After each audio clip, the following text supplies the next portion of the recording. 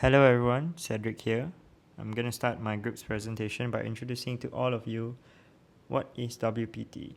Now, wireless power transfer is the transfer of electrical energy from the power source to a power load without the use of wires or cables. So, the keyword here is transfer of electrical energy without cables or wires. So, it is commonly used when wires are inconvenient or hazardous. Alright, so let's move on to the concept that we are using. It is called electromagnetic induction. I'm sure most of us have heard of it and even studied about it. So yeah, electromagnetic induction is a process where a conductor is placed in a changing magnetic field or stationary magnetic field. This causes the production of voltage across the conductor. This discovery was made by Michael Faraday. So the name of the equation that defines this behavior is called the Faraday's law of electromagnetic induction. As you can see here the diagram. This is how it looks like last time. Now it's much more compact and smaller. So I'm going to talk about the technique. So electromagnetic induction, aka inductive coupling, is the oldest technique in wireless power transfer. It is a near field technique. So what is near field?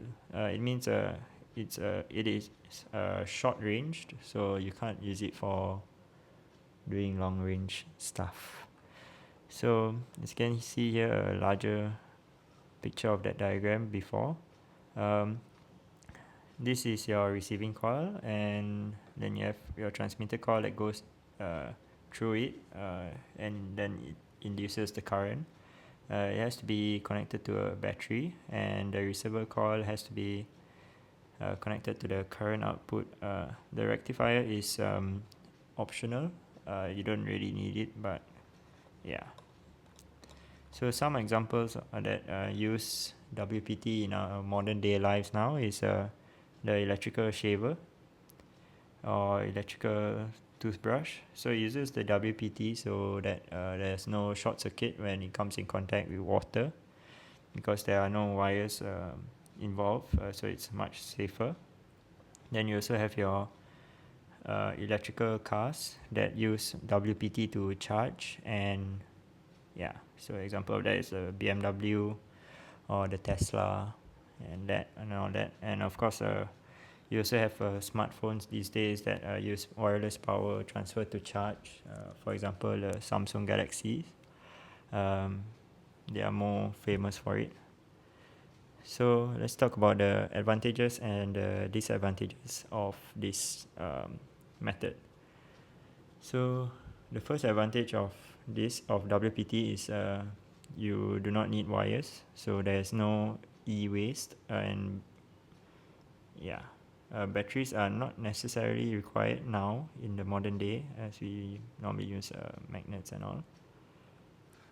It is harmless, so for example, the electrical toothbrush that we talk about, you won't get short circuit when it comes in contact with water. It's very efficient also, but for the downsides, it could be expensive. Let's say you're trying to make it very efficient, and bar magnets, like a very strong magnet, could cost a lot of money, and yeah, and it's also only short range.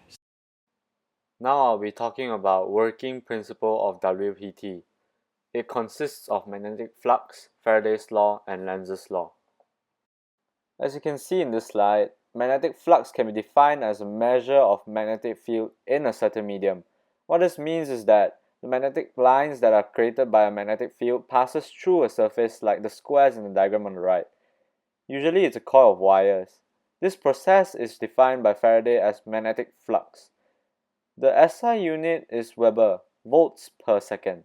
It can be measured by a flux meter. The flux meter calculates the change in voltage in the coils to measure the magnetic flux. Faraday's law tells us that voltage is induced in a circuit whenever relative motion exists between a conductor and a magnetic field, and that the magnitude of this voltage is proportional to the rate of change of the flux.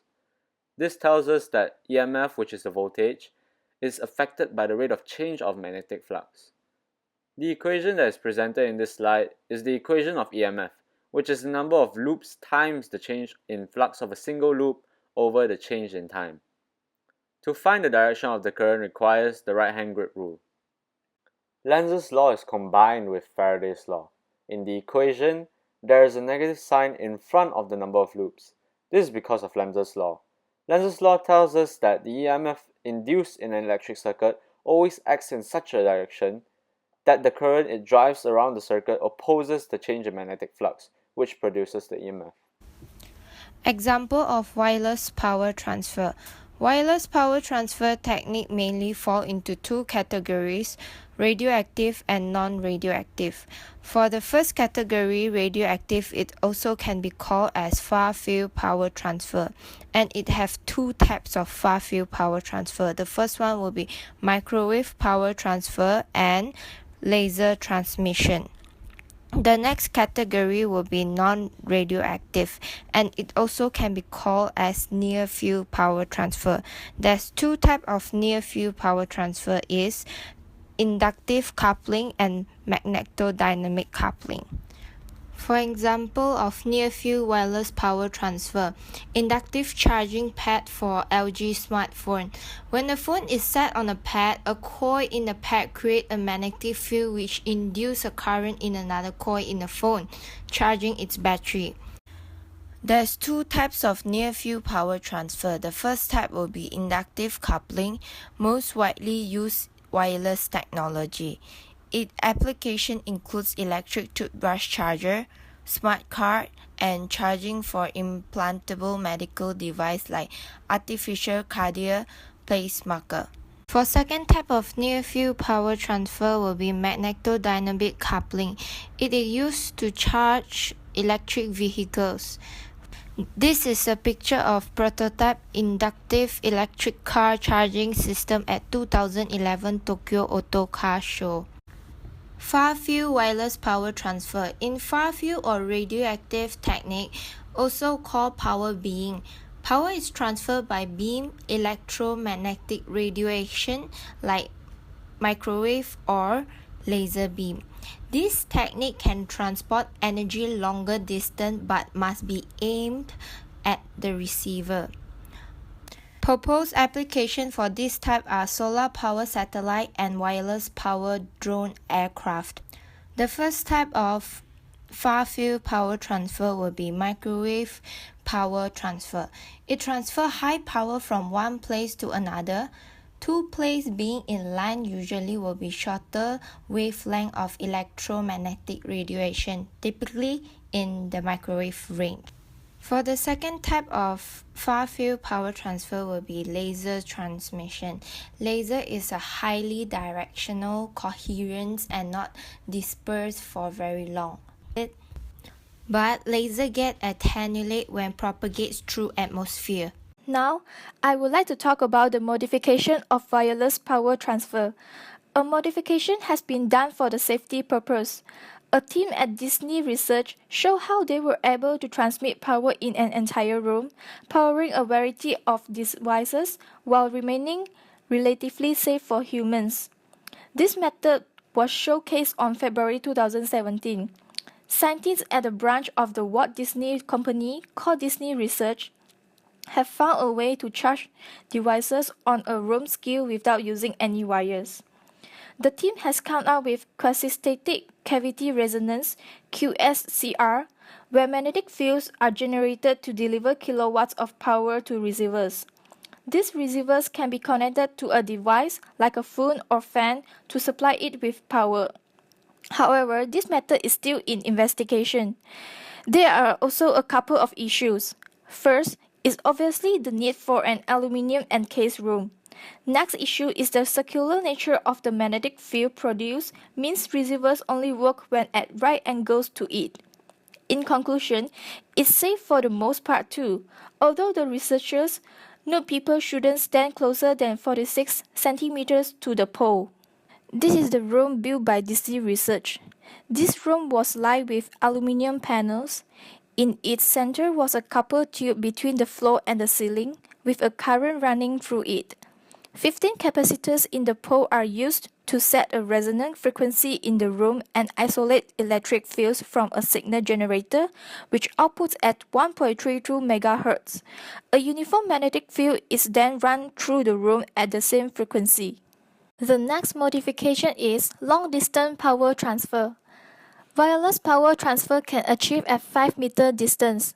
Chun T. Rim, a professor of nuclear and quantum engineering at KIST, and his team showcased on April 16, 2014 at the KIST campus, Daejeon, Republic of Korea, a great improvement in the distance that electric power can travel wirelessly.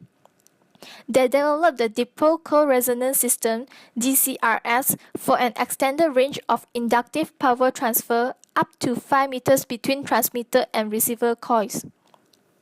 In 2007, coupled magnetic resonance system (CMRS) was introduced, which used a magnetic field to transfer energy for a distance of 2.1 meters. The development of long-distance wireless power transfer has attracted much attention for further research. However, in terms of extending the distance of wireless power, CMRS, for example, has revealed technical limitations. Professor Rim proposed a meaningful solution to these problems through DCRS, an optimally designed coil structure that has two magnetic dipole coils, a primary one to induce a magnetic field and a secondary to receive electric power. Unlike the large and thick loop-shaped air coils built in CMRS, they uses compact ferrite core rods with windings at their centers. The high-frequency AC current of the primary winding generates a magnetic field, and then the linkage magnetic flux induces the voltage at the secondary winding. The size of DCRS is also significantly smaller than CMRS. These are the modifications which are still in investigation that could bring a big improvement for wireless power transfer in the future. Thank you. Thank you for watching our video.